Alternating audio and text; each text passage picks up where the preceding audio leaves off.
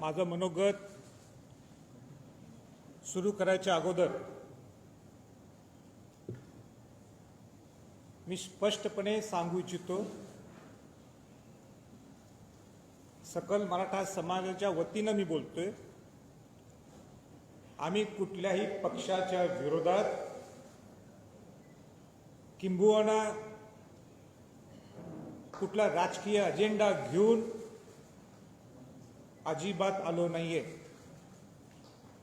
आमचा सरळ आणि थेट एकच विषय की सकल मराठा समाजाला न्याय मिळाला पाहिजे। मी शिवाजी महाराजांचा आणि राजश्री छत्रपती शाहू महाराजांचा वंशज आहे आणि म्हणून आज पत्रकार परिषदेच्या माध्यमातून मी सांगू इच्छितो,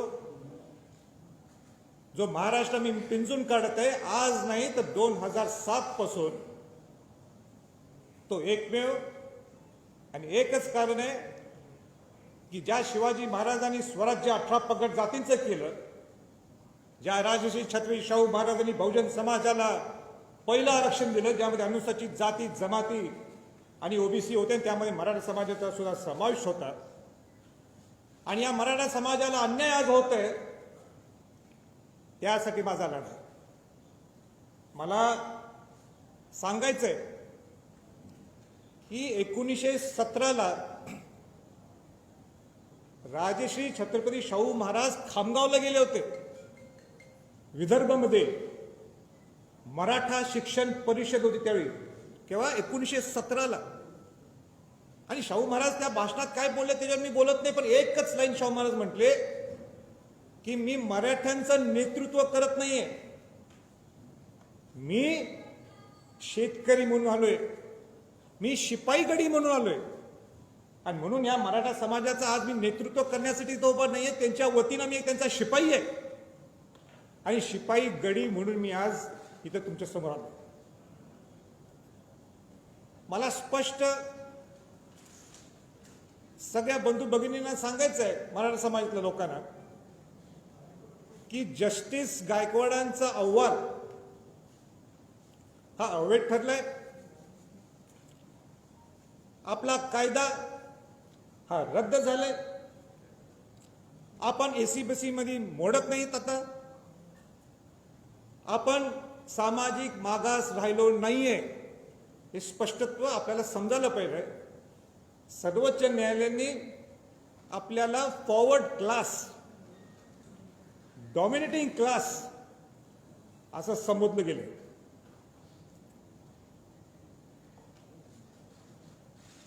9 ऑगस्ट 2017ला मी आझाद मैदानमध्ये स्टेजवर गेलो, ज्यावेळी मराठा समाजाच्या स्टेजवर कोण जात नाही त्यावेळी मला सांगण्यात आलं की तुम्ही जाणं गरजेचं आहे, कारण का तिथं अनेक गोष्टी होणार होत्या ज्याच्यात जाती विषमतामध्ये वाढ होणार होती, ज्याच्यात मराठा दलित, मराठा ओबीसी, हिंदू मुस्लिम वाद होणार होता। म्हणून मी नाइलाजाने त्या स्टेजवर गेलो आणि माझी नम्रता दाखवली, आणि आजही मी त्या सगळ्या शिवभक्तांना मी हृदयापासून आभार व्यक्त करतो, कारण का ते सगळे माझं ऐकून परत गेले आपापल्या गावी। 50 लाख कमीत कमी लोक त्या आझाद मैदानावर आले। तशीच परिस्थिती परवा निर्माण झाली। सर्वोच्च न्यायालयाचा निर्णय, तो सर्वोच्च निर्णय, आपण त्याला चॅलेंज करू शकत नाही, आम्ही दुखी झालो, पण त्यावेळी सुद्धा मी सामंजस्यपणाने भूमिका घेतली आणि एक शब्द वापरला की उद्रेक कुणी करायचा नाही, कोरोनाची महामारी हा फार मोठा योद्धा आपल्या समोर आहे, आपण जगलो तर आपण लढू शकतो,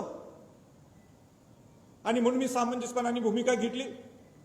अनेक लोकांना वाटलं की ही संभाजी छत्रपतींची ही मावळ भूमिका का, इथं तर जोरात भूमिका घ्यायला पाहिजे होती सरकारच्या विरोधात, आणि म्हणून परत एकदा मला सांगायचंय की मी त्यावेळी छत्रपतीच्या घराण्यात माझा जन्म झाला म्हणून त्या पद्धतीने माझी भूमिका होती, पण हे भूमिका घेतल्यानंतर लगेच 1-2 दिवसात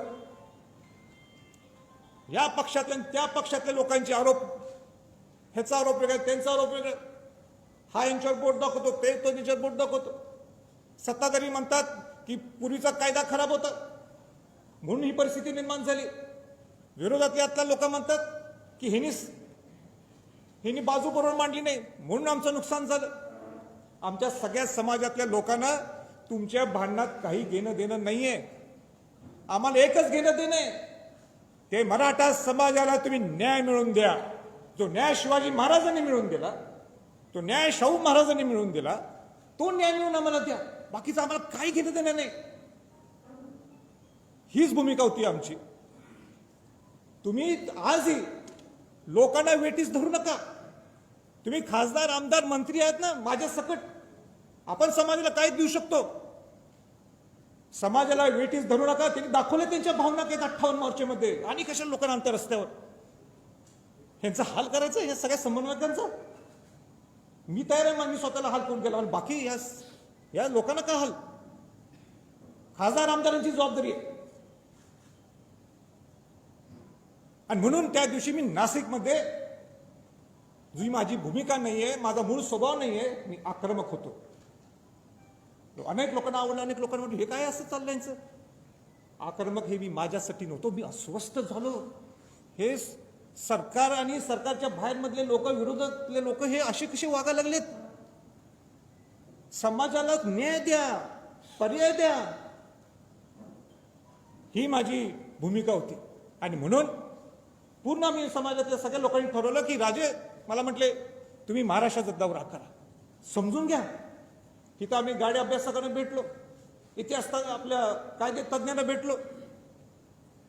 पूर्ण महाराष्ट्रात दौरा 3-4 दिवसात जेवढं होईल अजून मी करणार आहे. उद्या प्रकाश आंबेडकरांना सुद्धा भेटणार आहे. अनेक लोकांच्या सगळ्यांना भेटीगाठी सुरू केल्या, भावना समजून घेतल्या.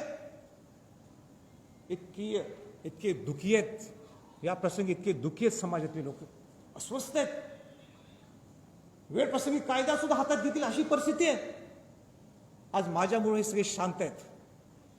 मग मी त्यांना अशांतपूर त्यांना सांगू, चला उतरा रस्त्यावर. ही भूमिका घ्यायची का मी. आम्हाला सुद्धा आक्रमक होते येते ना आक्रमक करायला. पण ही वेळ आहे का. किती वर्ष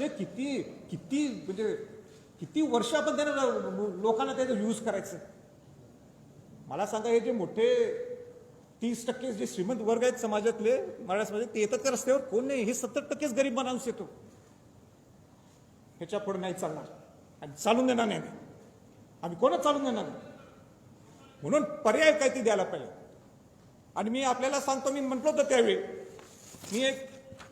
मी म्हणजे जे सगळे कायदे तज्ज्ञ असतील, आमच्या ते जे हुशार लोक असतील, या सगळ्यांनी 3 पर्याय काढलेले आहेत. पण आमच्याकडं काय अशी काही यंत्रणा नाही आहे की फार कायदे तज्ज्ञ आमच्याकडे. जेवढं शक्य मी ते केलेलं आहे. आता मुख्यमंत्र्यांची माझी ती चर्चा झालीच. तिथं अटॉर्नी जनरल कुंभकोणीशी बोललो, अशोकराज चव्हाण होते, सगळ्यांना सांगले हे 3 पर्याय. देवेंद्रजींना सकाळी बोललो पर्याय, त्यांना सुद्धा सांगले 3 पर्याय. आता कोण नाही म्हणतात मी बघतो.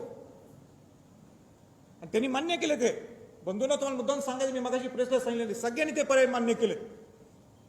सत्तेतल्या लोकांनी सुद्धा आणि जे विरोधी पक्षातले सुद्धा. बघा, मार्क माय वर्ड्स, जे मी सांगितलेत पर्याय ते त्यांनी मान्य केले. आणि त्याच्यानंतर काही बदलले तर जबाबदार तेच असतील. तर मी पर्याय वाचून दाखवतो. तसं मी ऑफेंडच बोलतो, पण शक्यतो वाचून दाखवतो. त्यांनी जस्टिस भोसलेंची समिती स्थापन केलेली आहे. 31 तारीख डेडलाईन त्यांना त्यांनी दिलेली आहे.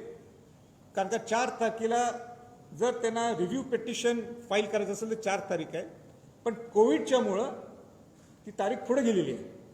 म्हणून मी त्यांना सांगितलं की गडबड करू नका. जे काही तुमचा रिपोर्ट आहे तर फुल प्रूफ. उद्या परत म्हणाल नको की हे राहिलं ते राहिलं. नेहमी मी सूचना देतोय, नेहमी सारखी कारण त्यांना सांगतो बाबा हे दुरुस्त करा. पण नाही ऐकलं. आता मला कोणाची चुका काढायची नाही. आपला पर्याय काय त्याच्यावर आपण लक्ष केंद्रित करायचं. तर पहिला पर्याय हा म्हणजे तुम्ही रिव्ह्यू पिटिशन फाईल करायला पाहिजे. ती रिव्ह्यू पिटिशन फाईल करताना मी सांगितलं ती उगाच लोकांना दाखवण्यासाठी नको, फॉर्मॅलिटी म्हणून. फुल प्रूफ आम्हाला पाहिलं. रिव्ह्यू पिटिशन हा पहिला पर्याय राज्य सरकारचा आहे. हे राज्य सरकारचा पर्याय. दुसरा पर्याय, जर का रिव्ह्यू पिटिशन आपण धरू जर ते टिकलं नाही तर आपल्याला दुसरा पर्याय आहे हा क्युरेटिव्ह पिटिशन, जो अवघड आहे, अपवादात परिस्थिती ते करावं लागतो, तो लास्ट हे आहे, शेवटचा तो असतो जो राज्य सरकार करू शकते. पण तिथं सुद्धा तयारी असल्याशिवाय तुम्ही पुढे जाऊ शकणार नाही. राज्याकडे हे दोनच पर्याय ह्या मिनिटाला. चौथा एक पर्याय आहे त्यांचा, किंबहुना तिसरा, त्या तिसरा मी नंतर येतो. पण हे दोन पर्याय त्यांच्या हातातले. रिव्ह्यू पिटिशन, ते नाही टिकलं तर क्युरेटिव्ह पिटिशन. आता जो सेंट्रल गव्हर्नमेंटकडं आपण हा विषय जाऊ शकतो, म्हणजे मी जे मनापासून म्हणायला लागले किंवा या 2-1 महिन्यात म्हणायला लागले, ही जबाबदारी राज्याची आणि केंद्राची आहे, दोघांची आहे. माझं तुझं करून काय उपयोग नाही आहे. आपल्याला इथं नवरा बायको म्हणूनच राहायचंय. जो सरकारमध्ये आहे तो आणि जो सरकारमध्ये नाही तो, आपल्याला एकत्रच राहायचंय, एका कुटुंबातच राहायचंय. जर मराठा समाजाला द्यायचं असेल, तुम्हाला एका कुटुंबासारखं वागावं लागणार, आवडो की न आवडो. आणि याच्यासाठी मी आहे, त्यासाठी मी आहे. किंवा ती छत्रपती घराण्याचा वेटो वापरू, तर वेटो म्हणजे काय पूर्वीसारखं वेटो नाही आहे. आता वेटो म्हणजे काय गोड बोलून सगळ्यांनी एकत्र आणणे, हा वेटो आहे. तर तिसरा पर्याय काय आहे की 342A आर्टिकलच्या 342A च्या माध्यमातून तुम्हाला आपलं प्रपोजल हे सेंटरकडे देऊ शकता. ते कसं देऊ शकता? राज्यपालांच्या माध्यमातून. आता राज्यपालांना हे भेटले, पण राज्यपालांना नुसतं भेटून काही उपयोग नाहीये, पत्र देऊन उपयोग नाहीये. राज्यपालांना ज्यावेळी तुम्हाला भेटायचं आहे तर तुम्हाला पूर्ण डाटा हा उभा करावा लागणार. परत त्याला 5-6 महिने लागतील कमीत कमी. जस्टिस गायकवाड अहवालामध्ये काय त्रुटी असतील त्या त्रुटीवर अभ्यास करावा लागेल. वेळ पडलीच तर मला वाटतं, मला टेक्निकली चुकत असेल, मी तिथं आयोग उभा करायला लागेल. आयोग आहेच वाटते, पण ते जे असेल ते.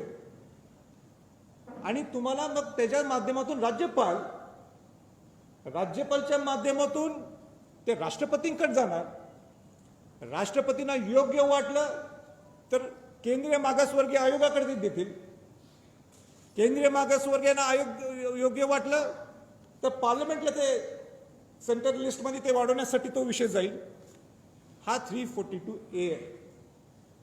आता मी काय कुठलं ते कागद काढलं असं नाही. जो काय कागद आहे, जे काय ते ह्या सगळ्या घटनेत आहे, आपल्याला करून दिलेलं ते सगळं, आणि त्याच्याप्रमाणे मी बोलतो. विरोधी पक्षनेते कायदे तज्ज्ञ आहेत, ते स्वतः ते सुद्धा नाकारू शकत नाहीत.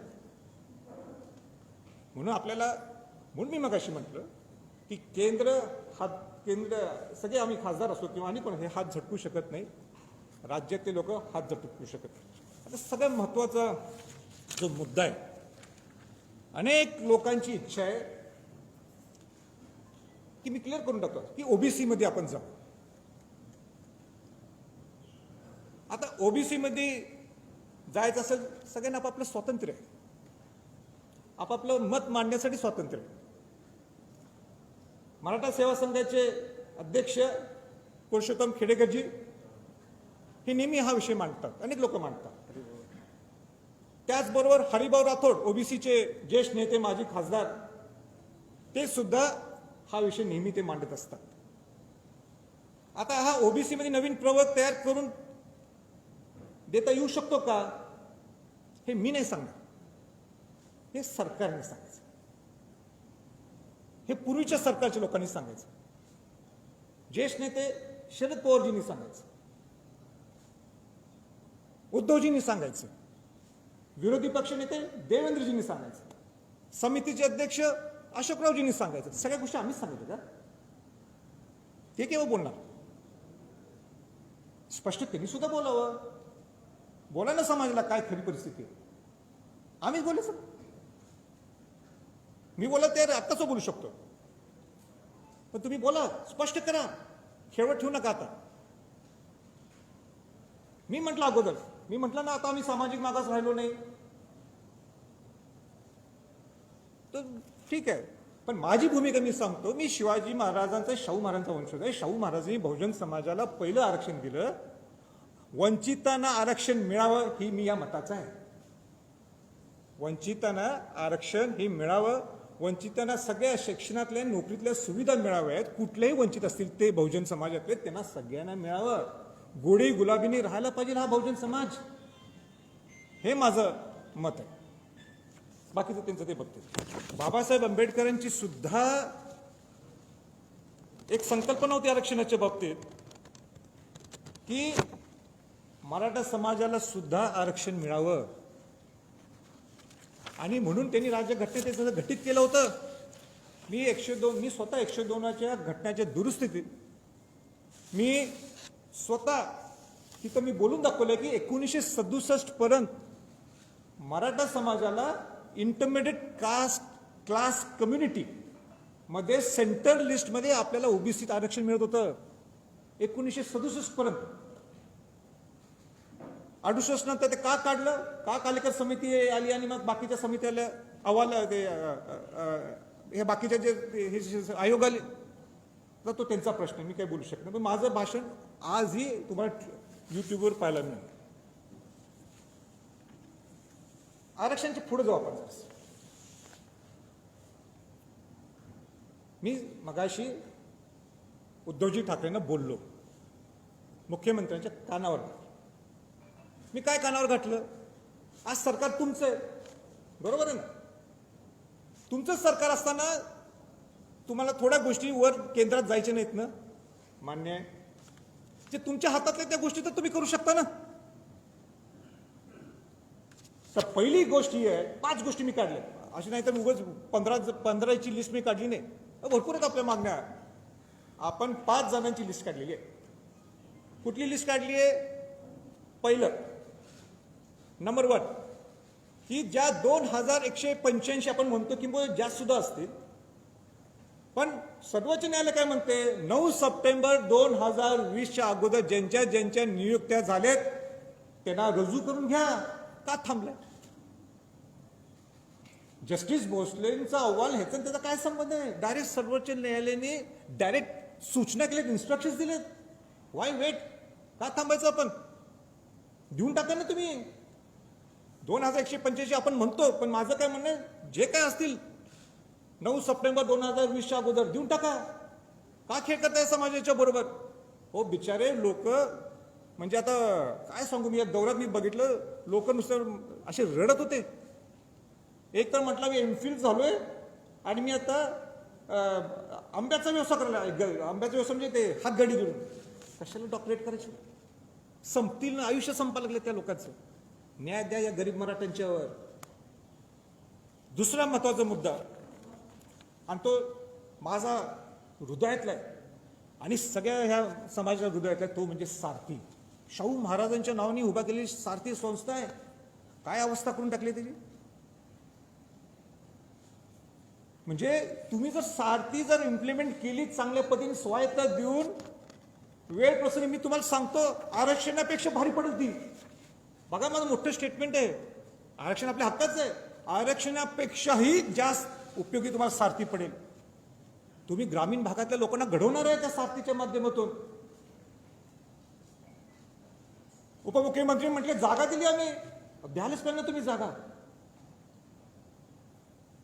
नुसतं जागा देऊन होणार नाहीये. आणि स्वायत्ता म्हणजे नुसतं 9 माणसं ठेवलेत नाही. ज्याला त्या सारथी, ज्याला समाजातलं काही समजते, जो ग्राउंड लेवलचं काम करतो, जिने आपला आयुष्य समाजासाठी दिले, त्यांना त्या समितीत घ्या. अधिकारी घेतलेत सगळे IAS अधिकारी, थोडे रिटायर्ड आहेत. काय करणार? त्याला काय घेणे देणे समाजाशी? समाजासाठी तुम्ही काढली ना, मग समाजाची माणसं घ्या ना, 2-3 चांगले माणसं.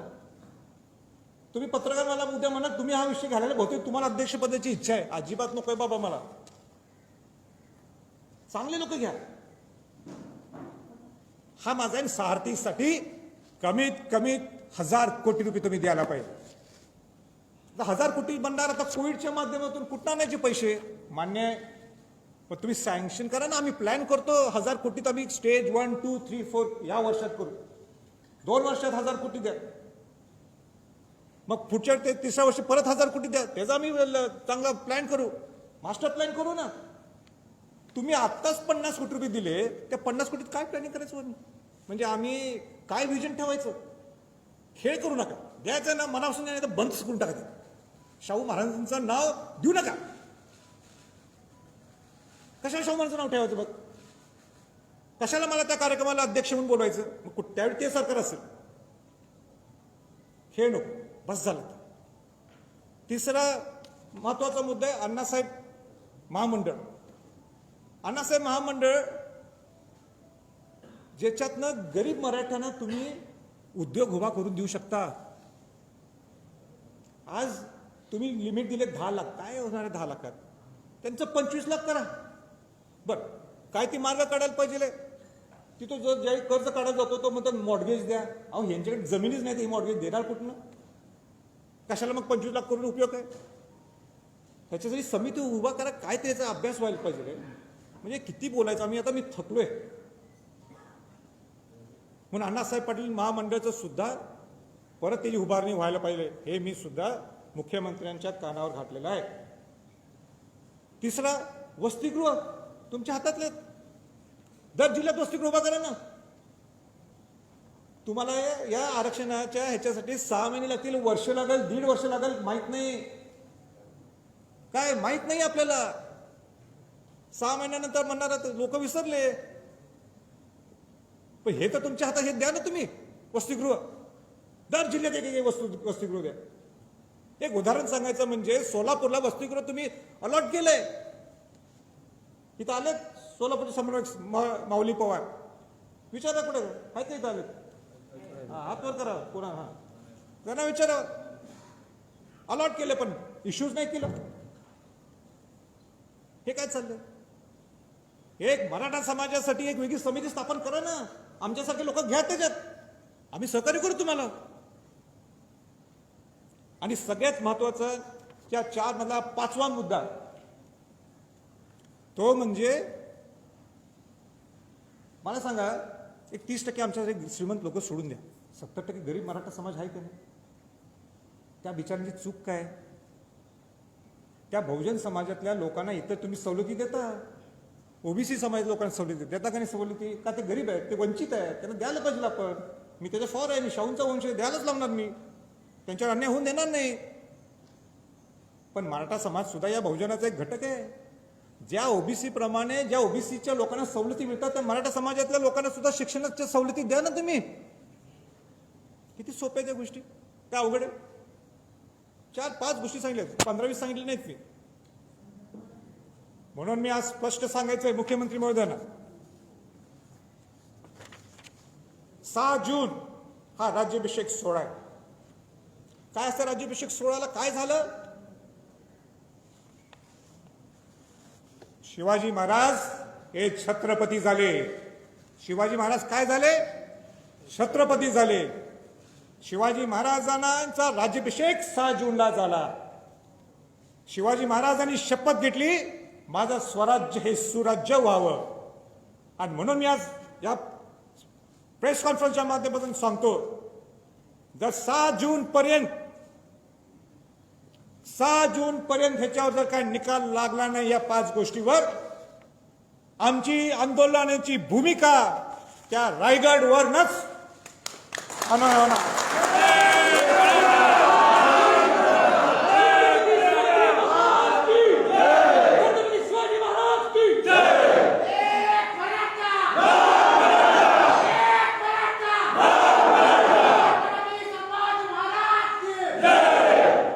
शिवाजी महाराज इथं असले असते, राज्याभिषेक सोहळा असला असता, राजसदनावर शिवाजी महाराज असले असते या मिनिटाला, तर शिवाजी महाराजांनी आपल्या मावळ्यांना असं टाकलं असतं का?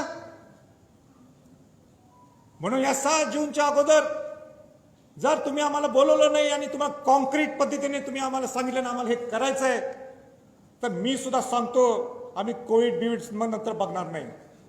मी स्वतः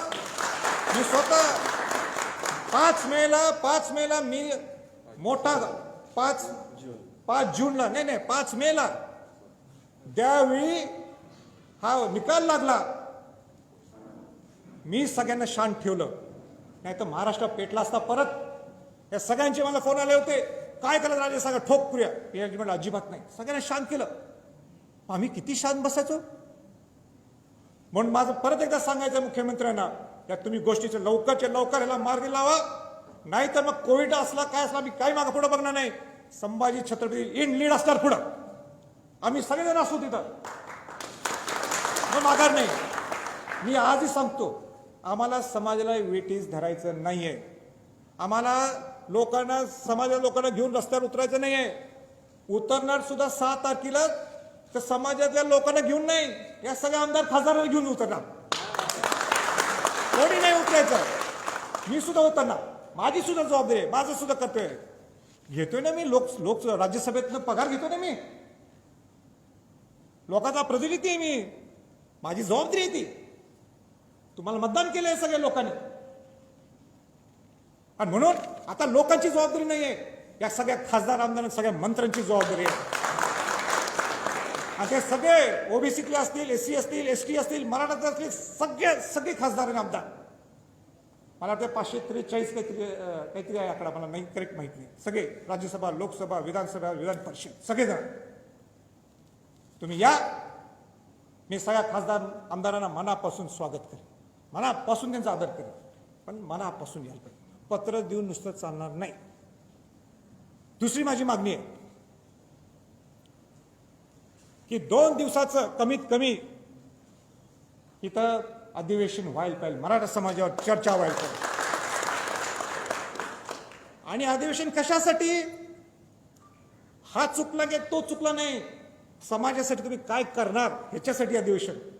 आम्ही वर बसतो गॅलरीत, कोण आमदार म्हणा लागला हा चुकलाय तो चुकलाय, ह्याची हे म्हणजे सत्तेतला हा माणूस चुकलाय, हा विरोधातला हा चुकलाय, हे असलं तर आम्ही वरनं चालून देणार नाही. आम्हाला पर्याय सांगा, आम्ही तुम्ही समाजासाठी काय करणार आहे. काहीतरी करा ना, काहीतरी आता वेळ आली आहे. नाही तर सांगू नका या समाजाचं आम्हाला मतदानच नकोय, हे समाजच नकोय, हा मराठा समाज म्हणजे असंच आहे म्हणून टाका. मग धाडस असली तर मग बघतो आम्ही काय. आणि दुसरं माझं एक सगळ्या खासदारांना आव्हान आहे, 342A 342 ह्याचा अभ्यास मलाच आत्ता झाला, म्हणजे सगळ्याच खासदारांना माहिती असं नाही आहे.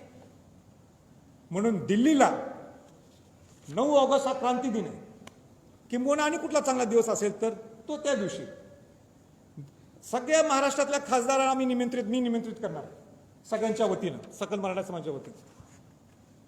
सगळ्या मुख्यमंत्र्यांना, विरोधी पक्ष नेत्यांना सुद्धा आमंत्रित करणार आहे. आणि गोलमेज परिषद ही दिल्लीत पहिल्यांदा होणार. गोलमेज परिषद आपण नुसतं ऐकलं हे महाराष्ट्रात, पण आता गोलमेज परिषद दिल्लीत होणार आहे. आम्हाला कुठल्याही पार्टीच्या विरोधात नाही आहे, आम्हाला जागृत करायचं सगळं. तुम्ही आमच्याबरोबर या ना, आम्ही तुमच्याबरोबरच आहोत. शेवटी आपण एकत्रच राहतो, सुखारीच अंदाज आहे आपल्याला. पण आम्हाला मराठा समाजाला तुच्छ लिखू नका, नुसतं पत्र देऊन होणार नाही. आता वेळ आली आहे प्लॅन ऑफ ॲक्शन व्हायला पाहिजे. मला वाटते सगळं मी भरपूर बोललोय, पण मला फार चिंतित आहे, मी फार डिस्टर्ब आहे. डिस्टर्ब ह्याच्यासाठी आहे, आपण जर हा अहवाल पाहिला, आता मी हे उघडत नाही आहे, हा 700 ते 800-900 पानाचा अहवाल आहे. त्यात पान नंबर कुठले तरी आहे मला लक्षात नाही. त्याच्यात प्रोपोर्शन टू पॉप्युलेशन म्हणून आहे. हे प्रोपोर्शन टू पॉप्युलेशन म्हणजे काय? तुमच्या लोकसंख्येच्या प्रोपोर्शन प्रमाणे तुम्हाला आरक्षण दिलं जातं. उदाहरण, मराठा समाज ह्याचं प्रेझेंटेशन उदाहरण आपण एक धरू शिक्षणासाठी. एक शिक्षणाचा एक बिंदू ग्रेड बी एक ग्रेड सी मला माहीत नाही, त्याला 17% मिळालं. 17% मिळाले, 17%ने सीट्स मिळाले. 100%मध्ये 17% सीट्स त्यांना मिळाले, बरोबर आहे. पण मराठा समाज किती आहे? 30% आहे. म्हणून मग काय करायला पाहिजे? 13%च्या सीट्स, 13%चं रिझर्वेशन द्यायला पाहिजे, आरक्षण द्यायला पाहिजे. म्हणजे ते प्रोपोर्शन टू पॉप्युलेशन होतं. आणि हे केव्हापासून चालू आहे? आज नाही, स्वातंत्र्यापासून चालू आहे. आज ह्याचं आरक्षण कुठलं, तामिळनाडूचं आरक्षण जे आहे, जे 69% का 79%, 69% ते त्याप्रमाणेच. इतर बाकीच्या राज्यात जे 50%वर गेले त्याप्रमाणेच. सगळं मान्य आहे. सर्वोच्च न्यायालयाचा निकाल आम्हाला मान्य, पण सर्वोच्च न्यायालयाने काय केलं माहिती आहे का? सर्वोच्च न्यायालयाचा निकाल आम्ही आदर करतो, पण इतिहासात पहिल्यांदा त्यांनी ते प्रेसिडेन्स घेतलं नाही, त्यांनी नवीन फॉर्म्युला काढला. ठीक आहे, त्यांचं सर्वोच्च न्यायालयाची काहीतरी एक पद्धत असेल, पॅटर्न असेल, मला माहीत नाही. त्यांनी काय केलं, प्रोपोर्शन टू पॉप्युलेशन बघितलं नाही. त्यांनी सांगितलं तुमचे 52% जे मराठा समाजातलं आरक्षण जे आहे ते SC ST OBCचं, त्याच्यात मराठा समाजाने याचं नाही मान्य. तुमचं राहते 48%. त्या 48% तुम्ही आता ह्याच्यात किती दिसतं तुमचं? 30%, 32%, 31%. तुम्हाला ॲड्युकेटेड रिप्रेझेंटेशन ऑलरेडी मिळायला लागलेलं आहे. तुम्हाला काय द्यायचं आम्ही? 16(4) मध्ये तुम्ही बसू शकत नाही. ठीक आहे, मान्य. पण मला भीती काय आहे, मी बहुजनाचं नेतृत्व करतो. बहुजन समाजात शाहू महाराजांनी जे बहुजनाला एक चालना दिली, त्या बहुजनांचं मी पद्धतीने चालतो. उद्या NCBC ज्यावेळी नोटिफिकेशन होणार राष्ट्रपतीचं, ज्यावेळी राष्ट्रपती नोटिफाय करतील, NCBC म्हणजे केंद्रीय मागासवर्गीय आयोगाला नोटिफाय करतील, त्यावेळी राज्याला सुद्धा सांगावं लागणार आहे की प्रोपोर्शन नाही, तुमचे ॲड्युकेटेड रिप्रेझेंटेशन जे आहे 52% मध्ये कुठल्या कुठल्या जातीचं आहे. आणि त्यावेळी मी तुम्हाला सांगतो, अनेक OBCतल्या अनेक या सगळ्या बाकीच्या पोट जाती जे काय असतील त्यातला उडणार आहेत. मी बहुजनाचं नेतृत्व करतो, नुसतं मराठ्यांचं नाही आहे. मी बहुजनाचा घटक आहे. मला फार चिंता आहे. म्हणून मी आज हा विषय सगळ्यांच्या पुढं मांडलाय. सगळे जे कायदे तज्ज्ञ आहेत महाराष्ट्रातले, त्यांनी याचा अभ्यास करावा, माझी विनंती आहे. नाहीतर फार मोठा फटका आहे आपल्या बहुजन समाजातल्या लोकांना. आम्हाला तर बसलंय, मराठा समाजाच्या लोकांना बसलंयच, पण बहुजन समाजाच्या लोकांना फार मोठा फटका बसणार आहे, अशी माझी सगळ्यांना विनंती आहे. आपण त्याच्यात आत्मचिंतन सर्वांनी करावं. आणि माझं संपवायच्या अगोदर मला सगळ्या समन्वयकांना सांगायचं आहे, मी सगळ्यांना अंगावर घेतलंय. मला माहिती आहे माझं राजकीय आणि सामाजिक नुकसान होणार आहे. मी कोणाला घाबरत नाही आहे, पण माझं नुकसान होणार आहे मला माहित आहे. का केलं मी? त्या शिवाजी महाराजांनी, शाहू महाराजांच्या आयडिओलॉजीसाठी, त्या गरीब मराठा समाजासाठी. म्हणून काय माझं चुकलं असलं तर केव्हा ते सांभाळून घ्या मला, एवढंच माझी सगळ्यांना विनंती आहे. आणि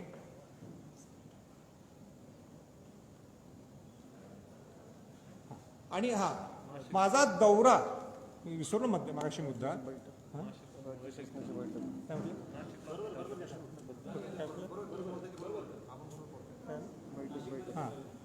आणि मी आज सगळ्यांना भेटलो. कोणाला भेटलो? मुख्यमंत्र्यांना भेटलो, विरोधी पक्षनेत्यांना भेटलो, पवार साहेबांना भेटलो, राज ठाकरेंना भेटलो, बाळासाहेब थोरातांना भेटलो, आपले अशोकराव चव्हाणांना भेटलो, उद्या प्रकाश आंबेडकरांना भेटणार आहे. हे कशासाठी, कोणासाठी? माझी त्यांना हात जोडून विनंती आहे, त्या समाजाला फेकू नका बाहेर. या एकदा एकत्र, या एकत्र. माझी हात जोडून विनंती आहे. छत्रपती घराण्यातला एक वंशज म्हणून तुम्हाला हात जोडून विनंती आहे. बरेच लोक सगळे मान सन्मानाचं बोलायला लागलेत. मी जरा बघायला लागलोय, राजेंचा मान सन्मान, माझा मान सन्मान गेलं खड्ड्यात. या मराठा समाजासाठी तुमचा मान सन्मान बाजूला टाकून तुम्ही या बाकी श्रीमंत नाही, या 70% गरीब मराठासाठी एकत्र या. माझी सगळ्या नेत्या लोकांना आग्रह धरून माझी विनंती आहे. आणि एवढंच बोलतोय, मी थांबतो. तुम्हाला काय प्रश्न आहेत आपण विचारा.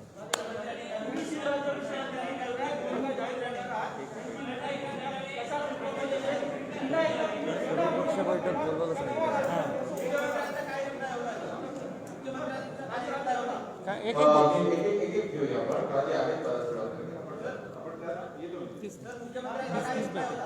मुख्यमंत्र्यांनी बोलवून सगळ्यांनी आपण मागणी केली. आणि एक मिनिट, मगाशी ते एक विषय राहिला, लवकरच्या लवकर मी जे बोललो होतं त्याला जोडून एक वाक्य राहिलं की मुख्यमंत्र्यांनी सगळ्या प्रमुख नेत्यांना पत्र पाठवा ताबडतोब. आणि तुम्ही एक लवकरच्या लवकर सर्व पक्षीय बैठक बोलवा, आम्हाला तिथं बोलवा आणि आमचे सगळे विषय सांगा. तुम्ही शिवराज्याभिषेक दिली निर्णायक भूमिका जाहीर करण्याचं म्हटलं नाही. ही निर्णायक भूमिका पुन्हा एकदा जन आंदोलन स्वरूपाचं असेल का नवा राजकीय पक्ष सुरू करणार किंवा करणार? तुमचे दोन वेगळे प्रश्न आहेत. जी भूमिका आहे आम्हाला घ्यायची 6 जूनला आंदोलनाची, ती घेऊन यायची आमची इच्छा आहे. तुम्ही लवकर बोलवा मला, विषय क्लोज करून टाकू आपण. हे 5 विषय ते तुम्ही. आणि दुसरा काय म्हटलं पक्ष त्याच्याशी कनेक्ट राजकीय पक्ष. तुमच्या प्रश्नाचं उत्तर देतो स्पष्टपणाने. जर बहुजन समाजाची इच्छा असेल तर निश्चित विचार केला जाईल. पण आज विषय हा मराठा समाजाचा आहे. आपल्याला मराठा समाजाला न्याय कसा देता येईल हे आम्हाला सगळ्या पुढाऱ्यांनी आम्हाला सांगा.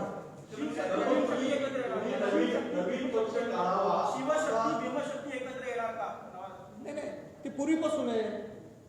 शाहू महाराज आणि बाबासाहेब आंबेडकरांच्या सगळ्या जीवाचे संबंध होते आणि म्हणून मी त्यांना भेटणार आहे.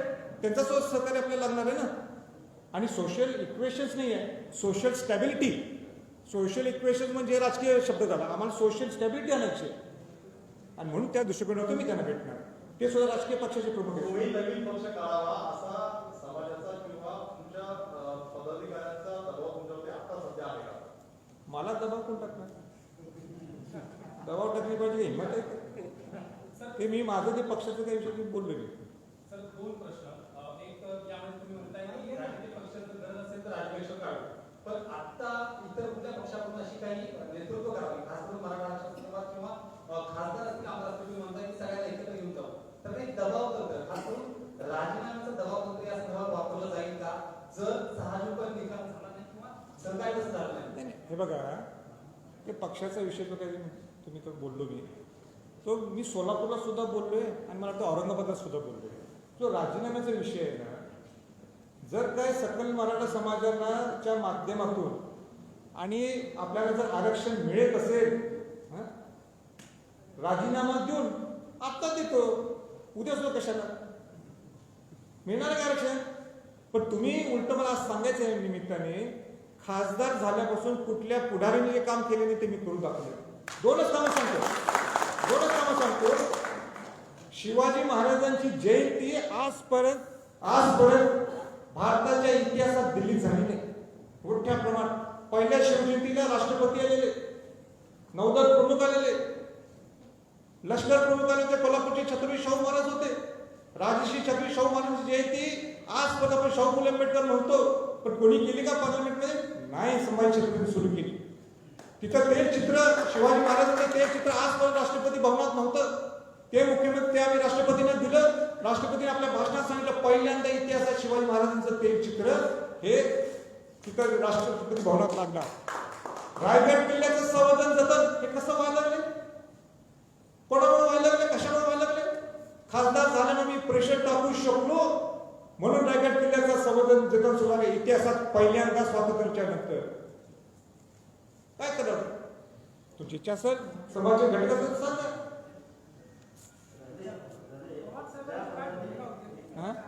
काय पवार साहेबांची माझी सविस्तर चर्चा झाली. त्यांना सुद्धा सांगितलं, त्यांना सुद्धा हे 2-3 मुद्दे पटलेले, ते सुद्धा या लाईनीत जाणार आहेत. पण नुसतं पटणं हा भाग वेगळा आहे. ज्यावेळी मुख्यमंत्री उद्धवजी ठाकरे ते क्रॉस पार्टी जे मीटिंग बोलवतील त्यावेळी पवार साहेबांनी सुद्धा त्या मीटिंगला यायला पाहिजे. हे माझं आग्रहाचं निमंत्रण त्यांना आहे असं मी त्यांना कालच सूचित केलं.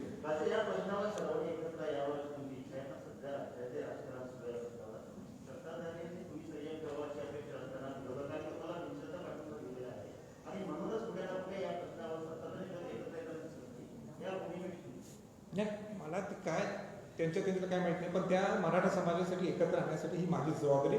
नाही आलं तर मग आम्हाला सुद्धा काय करायचं आम्ही ठरवलं.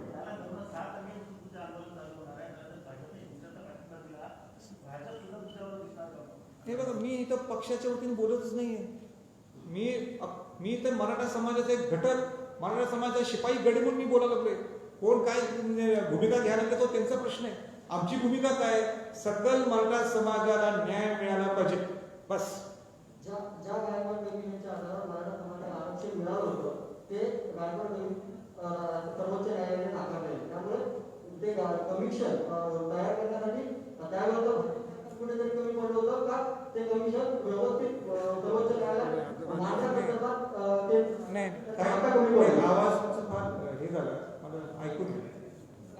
मराठा समाजाला आरक्षण मिळालं ते कमिशन भाजप सरकारमधून तयार केलं. भाजप सरकार आता तयार झालं होतं. मात्र सर्वोच्च न्यायालयामध्ये ज्यावेळेस कमिशन नाकारण्यात आलं त्यावेळेस महाविकास आघाडी सरकार दोन्ही सरकार कुठे कमी नाही, म्हणूनच मी म्हटलं नाही, आता कोण चुकलंय ते विषय काढण्यापेक्षा ह्या सगळ्यांनी एकत्र बोलू ना. आणि तुम्ही मार्ग काय काढणार आहे, पर्याय काय काढणार आहे? या मी जे 3 पर्याय सांगितले ह्याच्यापेक्षा आणि काय पर्याय आहेत ना, बसून देतं सगळे एकत्र. मी आणणार ना सगळ्यांनी एकत्र.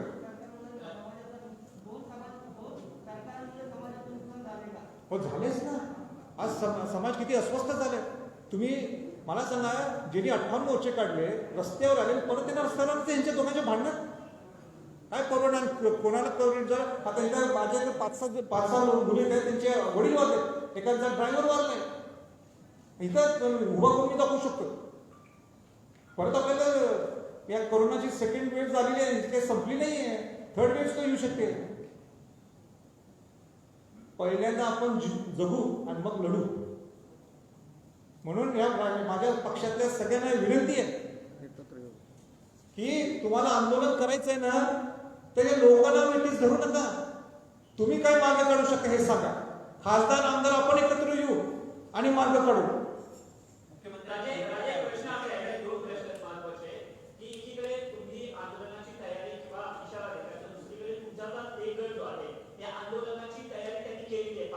त्यांची समजूत कशी घातली जाणार आहे? आणि दुसरा प्रश्न की तुम्ही सगळ्यांच्या भेटी गाठी देत असताना सत्ताधारी आणि विरोधक एक तुमच्या बाबतीत टीका करतात. नारायणांनी काय टीका केली की 3 टन शरद पवारांचं सरकार होतं, त्यांना मराठा आरक्षण देता आलं नाही, त्यातही तुम्ही राष्ट्रपतीची भेट देऊन काय मिळणार आहे असा प्रश्न उपस्थित केला.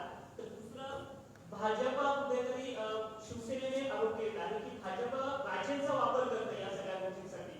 या ठिकाणी पण कडे कसं तुम्ही पाहताय आणि होणारा तुमचं राजकारण आहे याच्यातून मराठ्यांना नेमकं काय मिळतं? हे बघा, ज्यांचं पहिलं नाव घेतलं, काहीतरी तुम्ही जवळपास तर पाहिलं मी त्यांचं नाव घ्यायला.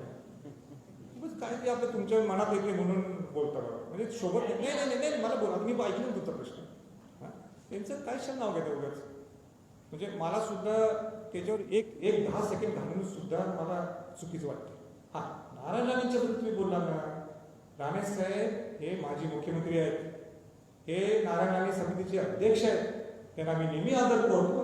त्याने इथं येताना त्यांना सुद्धा मी फोन केला होता की मी सगळ्यांना भेटणार आहे, तर तुम्हाला सुद्धा मला भेटायचं आहे. पण ते म्हटले मी सिंधुदुर्गला आहे म्हणून मी भेटू शकत नाही, पण मी चुकणार नाही. आणि तिसरा म्हटलं की ते तुमचा वापर करून घेईल. मी संभाजी छत्रपती आहे, माझा कोण वापर करून घेणार? मग कशाला त्या घराला जन्म व्हायचं? कशाला जन्म घ्यायचा त्या घरात? काहीतरी ज्या घरात जन्म घेतला काहीतरी स्वाभिमान आहे ना आमचा. आणि कोण ज्या दिवशी घेईल ना, तुम्ही मला सांगा, मग मी तुम्हाला करतो. अरे बाबा, सोडून द्या ना विषय. त्याचं स्वातंत्र्य आहे, करून दे, मारून दे लोकांना. मग विचारत द्या तुम्ही मला कशी विचारता? मी त्यांचं हे घेतलंय काय, PR घेतलंय, पण मला काय विचारतात? कितीदा ऐकायचं तेच प्रश्न? एवढं मी ऐकलं तर निघाल.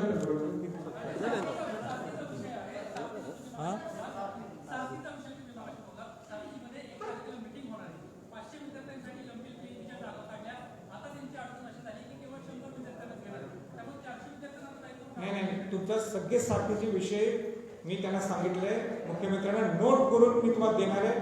अजित पवारांना सुद्धा मी काल भेटलो, ज्यावेळी पवार साहेबांना भेटत गेलो होतो त्यावेळी त्यांना सुद्धा सांगितलंय की सगळे विषय मार्गी लावण्यासाठी एक नोट करून तुम्ही देणार आहे. आणि नाही लावलं तर मग मला माहिती आहे काय करायचं.